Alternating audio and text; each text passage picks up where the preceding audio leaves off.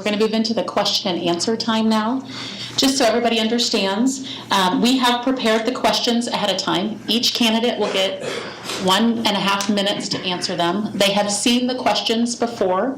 They were generated by chamber members and the assistance of staff. There will be no questions from the audience, but we do encourage you to stick around after the forum ends and spend time getting to know these candidates further. Each candidate has taken a moment to draw a number with us, and they have had that number. That's the order they will answer the questions in, and they will rotate throughout the forum. So we'll begin with the first question, and we will go to Ward 3. Anthony Walsh picked number 1, so you will be the first. The question is, over the past 20 years, the City of Olathe's development has outpaced other Johnson County communities. How would you help continue high-quality growth in Olathe? I think in order to sustain high-quality growth into the future, we need to support the current vision by continuing to be agile, adaptable to an ever-changing business landscape. We need to be inclusive, marketplace, open to large and small business ventures. We need to be focused on safety and programs like the Olathe Police Department's Crime-Free Business Program, which will come out to your business and tailor a plan suited to your needs. We need to work with stakeholders, business interests, residents, safety professionals. Projects should be environmentally sensitive, seek LEED certification, well-connected through smart cities initiatives with good transportation options, accessible to all, linking people to jobs, schools, and city services. Our city will be well served with the right mix of public services, public-private partnerships, and community-based and volunteer services. Thank you. Thank you, Anthony. Next candidate is Adam Thomas. Again, over the past 20 years, the City of Olathe's development has outpaced the other Johnson County communities. How would you help continue high-quality growth in Olathe? First of all, thank you for your question. As mentioned earlier, I've lived in Olathe pretty much my entire life, as far back as I can remember. As a kid, I've seen us emerge from basically a traditional county seat to just an absolutely booming and wonderful community. And with that growth comes the risk of losing the very identity that made you attractive in the first place. So in my view, the best way to continue that tremendous pace is by maintaining the things that have made Olathe great from the very beginning. Safe neighborhoods, a genuine community feel, conservative values, and we mustn't lose sight of all of these things as we continue to grow. We have to keep taxes low across the board and ensure government is not an impediment. From there, growth will definitely continue to occur. And in my view, the best way to ensure this can happen is we've got to get new, young, fresh leadership, energetic leadership on this council to move this county forward and who understand what it's like to not only raise a family, but recently raise a young family and also have a small business perspective to this council. These new leaders must engage with all of our citizens frequently. And that's what I will do when I'm elected as your councilman. On that note, one thing I've picked up from going door to door with the folks of this town is a concern about tax rates. While Olathe is only part of that equation, I think there's no question in people's eyes they've reached their limit on sales and property taxes, definitely. So we have to keep those taxes down and even look at ways to lower them, or else our people will feel burdened and businesses will leave. Thank you. Thank you, Adam. All right, Wes McCoy, you'll be next. Over the past 20 years, the City of Olathe's development has outpaced other Johnson County communities. How would you continue the high growth in Olathe? I think what's happened over the last 20 years is phenomenal. In terms of the fact that you have had some people that strategically sat down 20 years ago, and I see Dice Bonham there in the back. There was about 20 of us met for 2 years, and we kind of mapped out where we want to be and the quality of life we want to have here. I think the businesses that come here is because of the fact that we do have the good schools. We have planned a 21st century school that we have that will be opening up this fall with the police and the first responders. We have made it possible that companies like Garmin can expand. Some folks didn't want Menards here, but Menards brought 100 new employees and they brought 100 part-time employees. We have a downtown diner down here that hires a few people.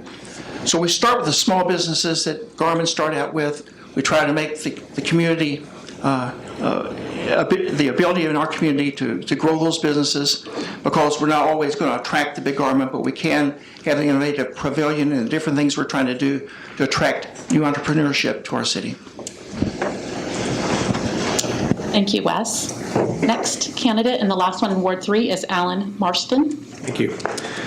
Part of the key to growth is maintaining what you have in place right now. So with that, we need to make sure that we have solid infrastructure to prepare for the new growth that we're already seeing.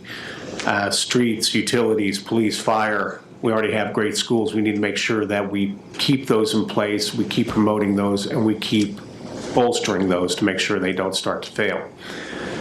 At that point, we need to partner with the existing businesses that we have and ensure that they also have a plan to grow, that they have a plan to adapt to the changes in the economy and the business structure as it is. And then we work with the Chamber of Commerce, which the City Council already does a great deal of, and meet with prospective businesses, prospective companies, and ensure that, A, they're a good fit with the city. They're not just coming in here to make a quick buck and then move out. They want to be a part of our town, be a part of our home. And then we make sure that they are a partner with the city in terms of training, development of our homegrown talent, work with the schools, work with business development programs, things of that nature. That's how we move forward, and that's how we continue to grow.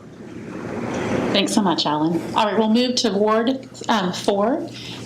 Marge drew the first number 1, so we're going to move to you. Do you need me to repeat the question, or are you? I think I'm good with that. Okay. Thank you. I think when you're looking at why we are excelling, why we're successful, you have to realize that there has to be visioning that takes place. And I think that's why it is so important that you have a good city council and people that are able to envision the future and not just what is necessary today. Then you have to have a strategic plan. And of course, we have one about 17 years ago. It's time for a new one. And so we'll be, the council will be working on that in coordinate businesses. And then you have to have a staff that is innovative, that can carry through all these goals that have been established. When I look at Olathe and why we excel and why we are doing so well in Johnson County, I have to look at what are the characteristics of a great city. We're fiscally strong and stable. Our mill levy has not been raised in over 20 years, and so that is something to be proud of. We have a strong public safety system. We have excellent schools, which then contribute to our workforce, which, today you need a skilled, educated population. We have a community that is business-friendly, open and accessible public spaces and parks, and then we make sure we have resources to make sure that maintenance and expansion of our transportation system and facilities are kept in place. And we have a great group of citizens who are compassionate and are willing to take care of one another. Thank you.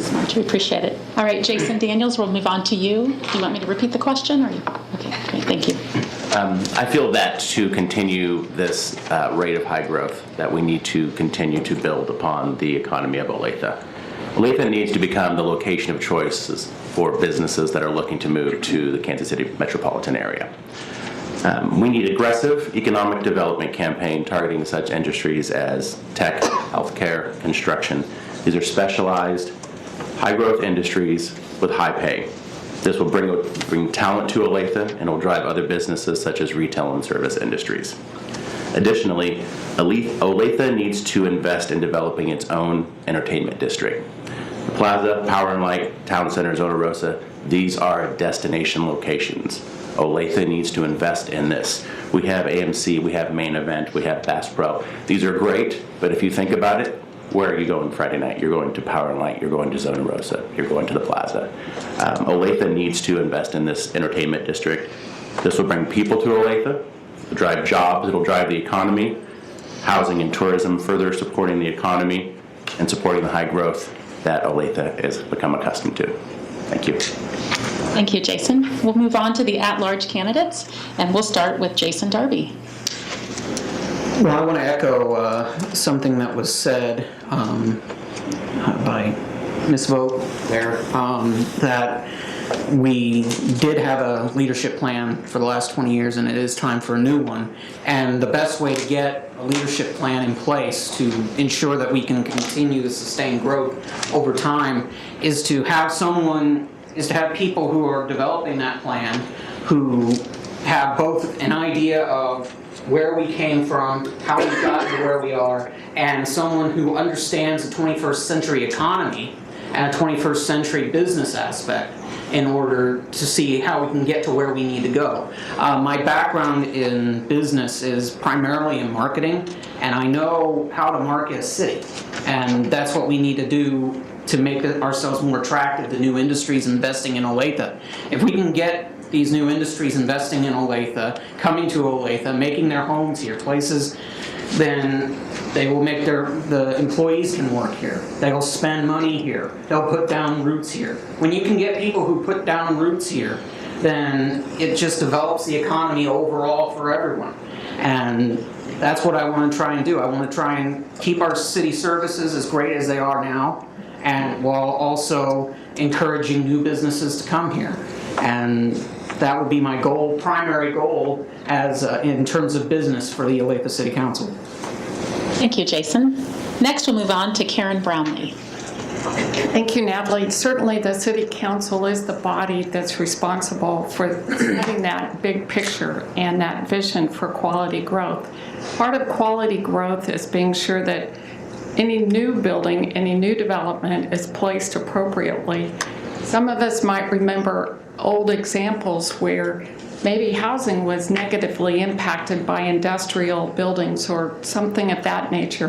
When you have a good master plan and you follow it and you have quality zoning, you avoid those mistakes. And so I think our leadership in recent years has done an excellent job being sure that things are appropriately placed, and we need to continue that. I appreciate the note that it sounds like we're ready to update some of these master plans that are on the books.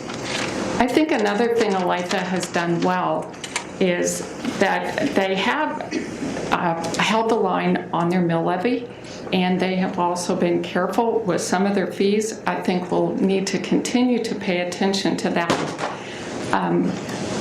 The flexible standards that they have adopted that allow for new ideas to come forward, but yet I still insist that the development be quality development is really key. We're also a responsive city. Being quick to do those inspections and release those needed permits is important when you're a developer and a builder, and Olathe has done well in that regard. Thank you, Karen. All right, we'll move on to Deanne Mitchell. Do you need me to repeat the question? No, I think I've got the question. Thank you. Thank you. An important component to continuing the growth in Olathe is attracting the students graduating from the Olathe School District to come back home, to stay in Olathe, to come back after college as residents and entrepreneurs in our city.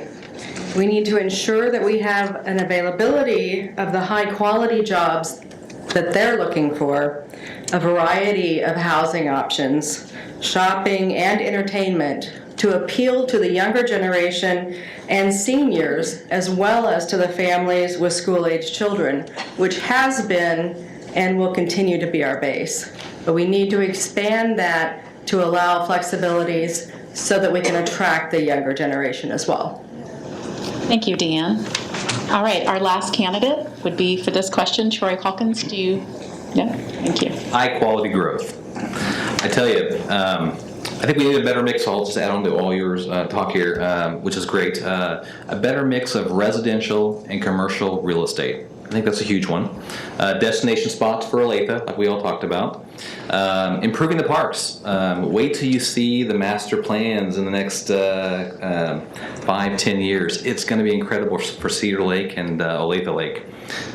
Improving standards of living in the sense of the water system right now tracks all your water usage. I think getting that out to the public would be fabulous to be able to track and to be able to use that to better yourselves as a citizen.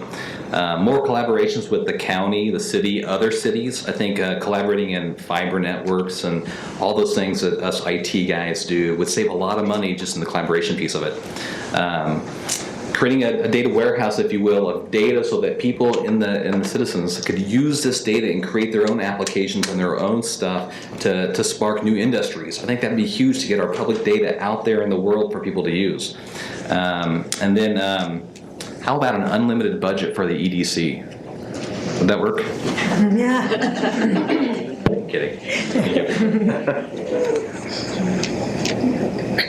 Okay. Are you- Oh, yeah. Thank you. Hey, I was ready for more.